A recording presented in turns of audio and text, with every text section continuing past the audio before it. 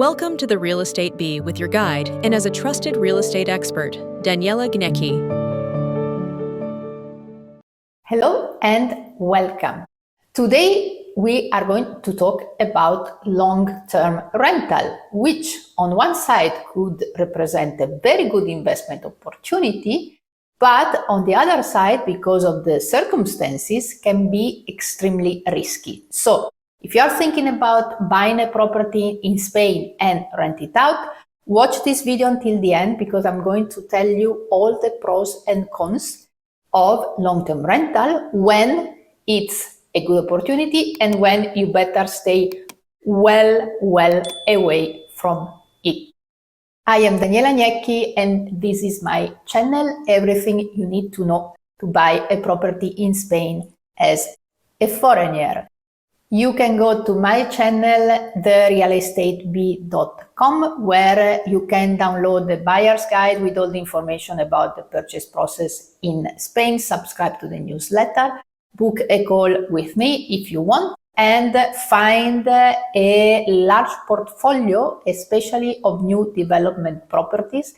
If you are planning to buy a new development property on the Costa Blanca, Costa Calida, or Costa del Sol, contact me because I can help you with almost all the new developments in those areas. So contact me and we can work together on it. I can assist you to make sure that you find the best property according to your needs and wishes. Now let's move on with our long-term rental.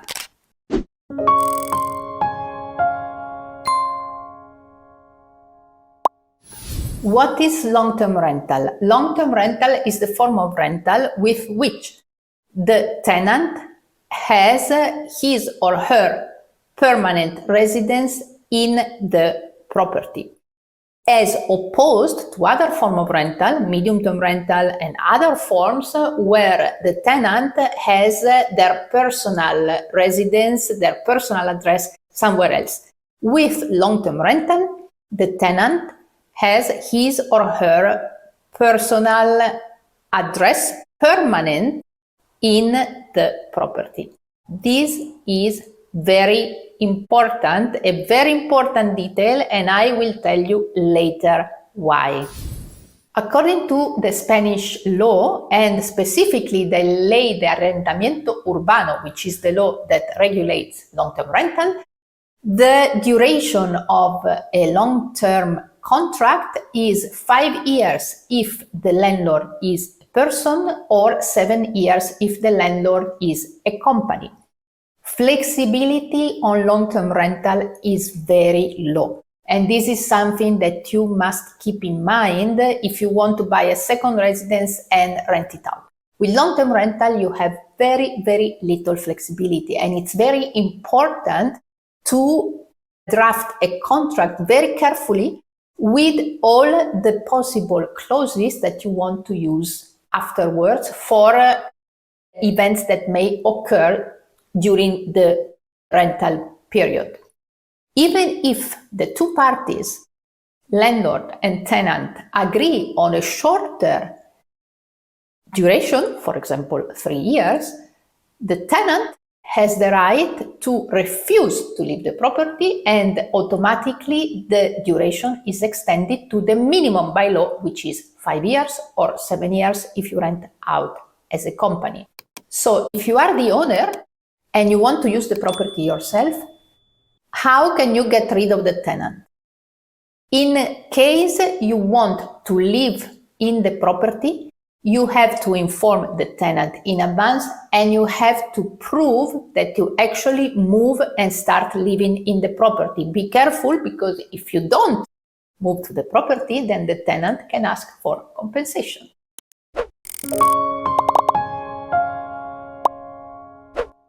What happens instead if you want or you need to sell the property and the property has a long-term tenant?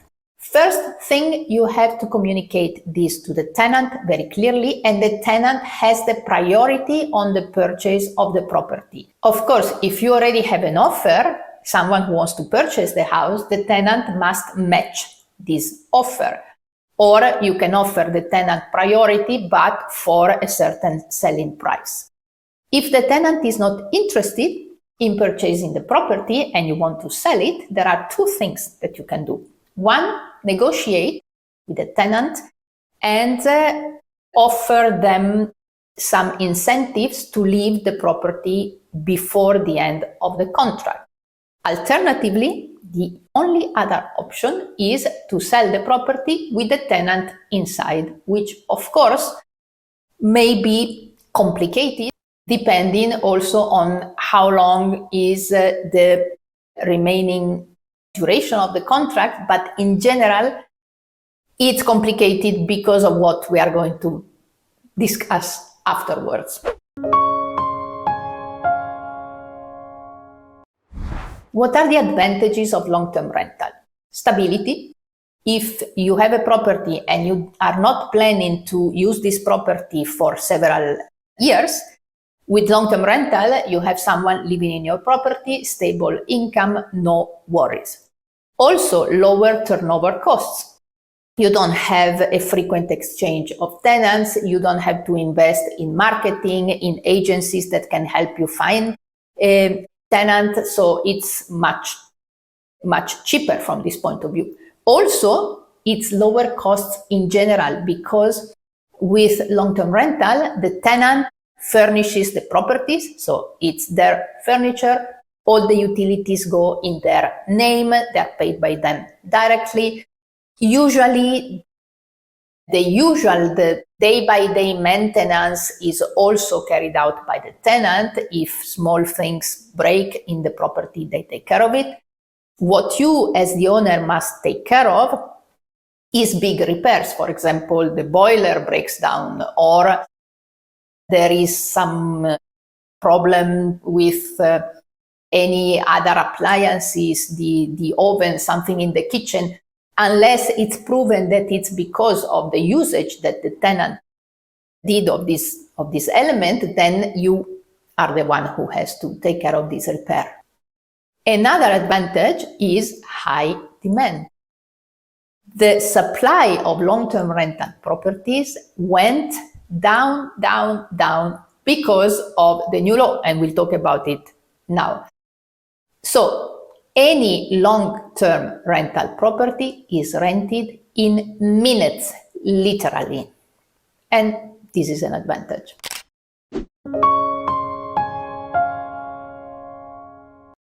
However, long-term rental comes with some very heavy risks. First of all, you kind of lose control of the property because you cannot just go and check the property whenever you want.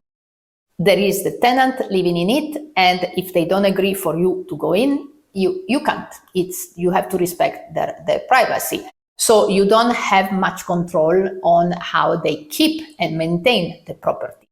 But the second and most important risk, which is also accentuated by the government of Spain, is the fact that the tenants may stop paying, and it's very difficult for the landlord to evict them if they have a long-term contract. Before delving deeper into this law, let's talk about a couple of more things. Who manages long-term rental? Usually it's either the landlord directly or a rental management agency that the landlord can hire. Now, usually the maintenance for long-term rental is very, very low. Very, very low. There may be months and months and months in which you don't even hear about your tenants unless something happens. So it's you can either do it yourself if you live in the country, or alternatively just hire someone, but also the fee for this type of management would be very low.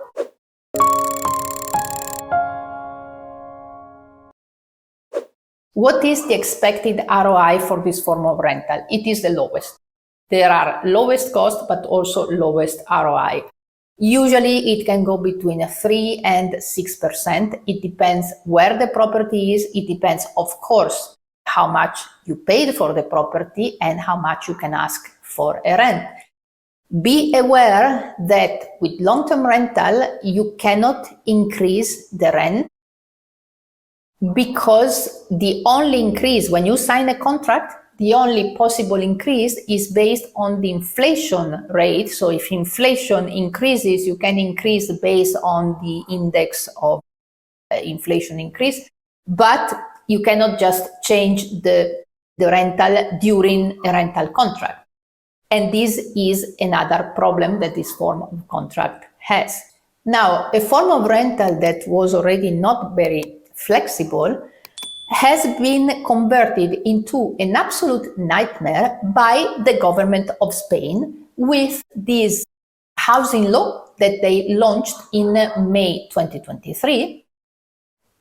In theory, this is their excuse to protect vulnerable people, so tenants who are in a flat, that in an apartment that they rent long term and supposedly have problems because they cannot pay the rent.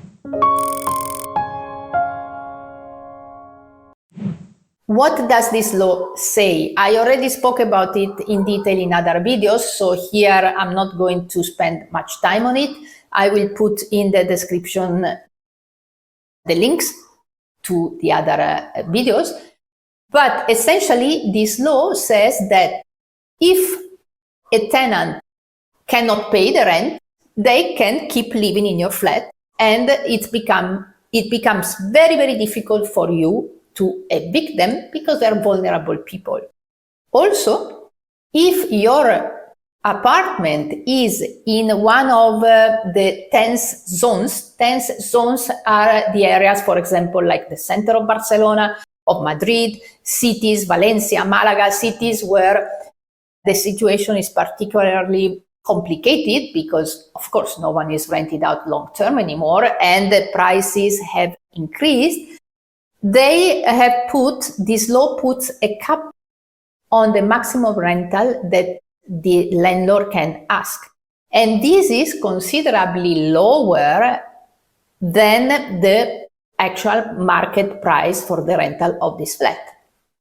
Now, first of all, anyone who has a minimum knowledge of economical history, of also common sense, knows that trying to regulate prices is a catastrophe. Whenever it was done, it never worked, and not only didn't work, but it caused disasters. And that's exactly what happened with this law. Because now we pay taxes for our government to take care of people in need. So if someone is in need, they can apply for help. Someone who decides to stop paying the rent and keep living in a property for free is not a person in need, is someone dishonest. This law is encouraging this type of behavior. What is the result? Surprise, surprise, is that a lot of owners of apartments who were rented out long term shifted to medium term rental. And I'm talking about more or less 40% of the properties that were renting out long term. Consequences? Of course, low supply, very high demand, prices went up. So, in the end, this law is a complete failure. And why is the government insisting with this? Because it was absolutely predictable that this wouldn't have worked. What is the difference? I have a question for you. Be careful. What is the difference between a vulnerable person who is in an apartment with a long-term rental and a vulnerable person who is in an apartment with a medium-term rental? Well, the difference is that, as we said at the beginning, long-term rental is for people who have their residence in the apartment. So what do these people have compared to people who rent in other ways. They have one thing, the right to vote, because they are either Spaniards or foreigners who live permanently in Spain, so they can vote. And here you have your answer. Why is the government insisting with this absurd law that it's only creating disasters to get votes? And what do? They try to blame the tourist rental, they try to blame owners for their responsibility.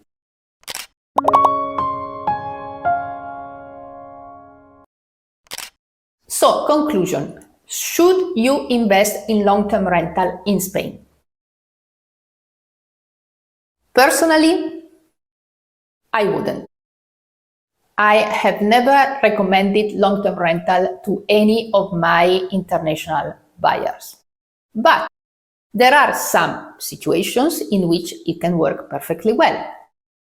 For example, if you have a property in a high-end complex, residential complex, usually in the best parts of the city, a property that can be rented out well, I'm talking about 2,500, 3,000 per month or even more.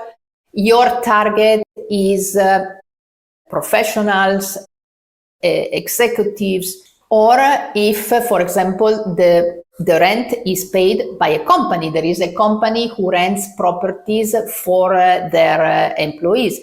In this case, there are no risks whatsoever. You can rent out with a stable income.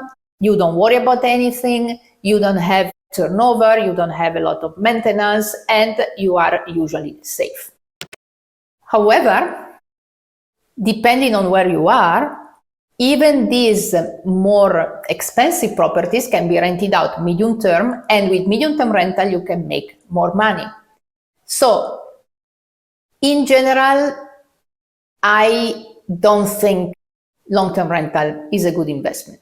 But that's why you should always consider specifically for your situation, for your property, talk to an expert and decide if it's worth doing long-term rental or not.